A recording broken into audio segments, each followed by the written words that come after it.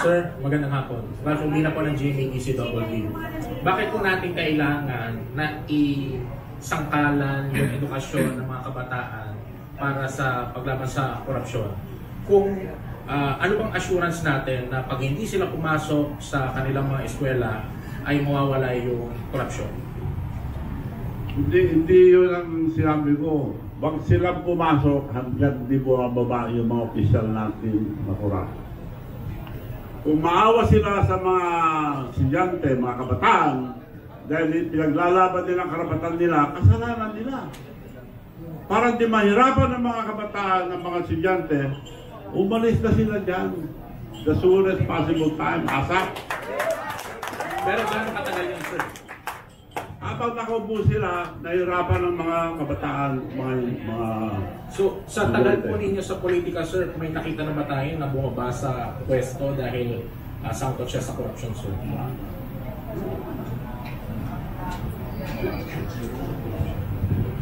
Dito sa Pilipinas, wala pa. Sa ibang bansa, nagpapakamatay pa.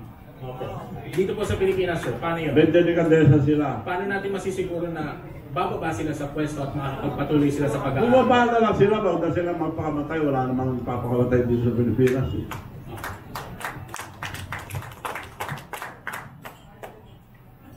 Magandang hapon po, EDTA na 98.3 FM. Go! Marami na ho tayong batas dito sa Pilipinas. Karapat dapat hubang magtayo pa po ng ICC. Para ano ho yun? Meron na ho tayong ombudsman, meron na tayong sandigan bayan. Pagkatapos mo ng investigasyon ng ICI, ano mangyayari? Saan mo dadalhin yun? Hindi na dapat yun ICC dahil may sarili tayong batas. ICI po, ICI. Sa? ICC, ICI po. Oh. Ano lang nila ito, pampapugi lang nila.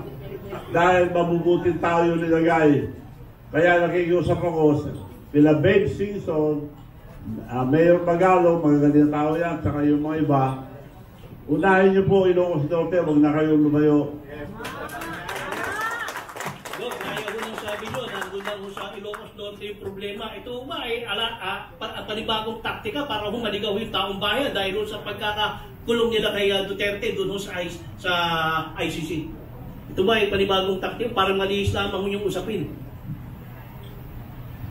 Well, pagka nakita ko naman ang video, hinuli si former president, wala naman warrant of arrest.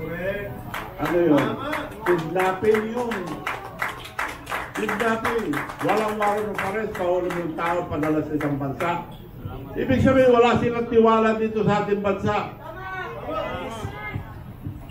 Ang totoo, ang gobyerno natin bulok na.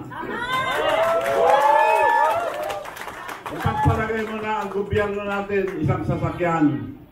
Maski pa-overhaul mo yan, palitan mo lang ang pyesa, hindi pa rin naandar. Kailangan bago. We have good laws, but the implementation is bad. Pagpalagay mo na lang, pagpahal ka ng kaso ngayon. Abuti ka ng siyam-siyam, may parking fee. Pagbayad ka lang parking fee, matutulog na ang kaso mo. Ang nakukulong yung mga tao na walang pera. Yung mga may pera, walang nakukulong. Unless natututukan ng media, doon lang nakukulong. Eko, bako ho'y nagugulimihanan. Lahat mo nang tinuturo itong si Congressman Romualdez. At ito pong si Congressman ko. Bakit hindi pa ho nila dinadalaw sa investigasyon nito? Go. Bakit tinatago pa ho nila, Go? Pinsan ng presidente yan. Nadali ko. Nadali. Ang alam ko, si Saldi ko, lumipad na. Nauna na. Tumakas na. Hindi mo na makita yun. Salamat po, Tom.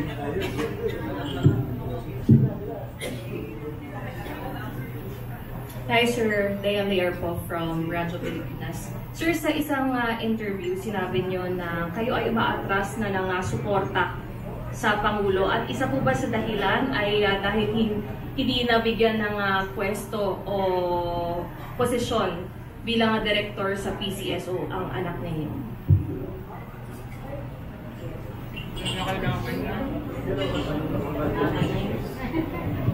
Ang mabuti tinanong mo yan. Nung magkatapos ng eleksyon, ikwento ko na lang paano naging presidente itong BBM. Tinawag ako ni Senator Amy Marcos, Manong Chavit, can you help us for the re-election of Bongbong? Dahil dinaya lang, sabi niya. Yes, tawagin mo muna ang leader sa North. Meron akong i-explain sa inyo kako. I will call them, but I will use your name because you're the president of Mayor's League. Tinawag nila sa bahay nila, dumating mga congressman, governors, mayors. Sabi ni Senator Amy, thank you for coming so we can start the early campaign of Bongbong for Vice President. Dahil dinaya siya, sabi niya.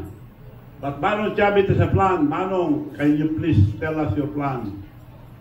Okay, ako. Alam natin lahat, napakalakas ni Sara ngayon, walang kalaban. Now, gusto mo Vice President, mag-campaign na tayo maaga. Mag-file ka ng Vice President, marami kang makakalaban yan. Kung si Sara, kung sa President, wala ka rin laban at the time. So, ang suggestion ko, mag-file muna tayo for President para pag nag-file si Sara, you slide down for Vice President, protected ka na, and I deliver it to talk to Mayor Inday Sara na ikaw ang Vice President, protected ka na. Palakpakan lahat sila. Thank you, Manong, sabi yung BBM. Okay, COVID pa, bawal pa lumabas. Nakahingi ako ng permit. Meeting, konti lang ang pwede. Hindi pwede malaking meeting. Ang ginawa ko, being the president of the Mayor's League, regional. Kaya humingi ako muna ang pamanhin at patawad sa mga mayors na kinausap ko na nakumbinsi. Dahil parang nabudol tayo. Ano mo sabi ni BBM? Manong, ang swerte ko, ikaw presidente ng Mayor's League. Nung tumakbo ko noon, malaman na ako isang mayor. Ngayon, puro mayors ang minimit natin. Region by region, region by region, region by region. Pinasyalan namin lahat ang region. Wala siyang gastos. Handa na rin ba kayo na pang-rate decisions ngayon din nagsasalita na kayo about sa flood control project?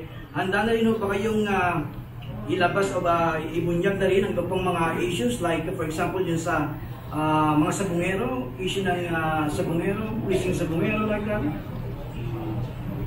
Nung tell all, pwedeng lahat na ng mga katiwalaan o mga nangyayari sa ngayon ay kaya nyo na rin pong itong ibunyag. Sinabi ko na nga kanina, magagandang batas natin, ang implementasyon ang hindi maganda. Sino nakukulong? Yung mga walang pera, yung mga mahirap lang. Nakaparking fee nga, ako nga, nagdemanda 10 taon na, di pa umakyat sa Busman. Nakaparking fee. Nasubukan ko na, hindi ko lang sasabihin kayo, nasubukan ko na nag-testify sa Busman. Siguro sa susunod sabihin ko, gaano ang sistema, mga justices natin. Thank you. Good afternoon. Jopel Palenyo po from DWIC.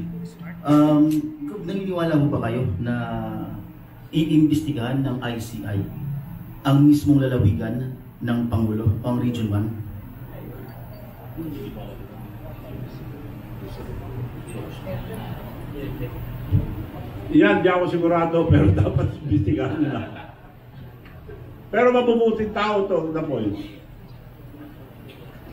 Kaya hinahamon ko sila, unahin nila yun. Huwag na silang lumayo pa. Sa tingin nyo, Gov, pakikinggan kayo ng ICI? ICC.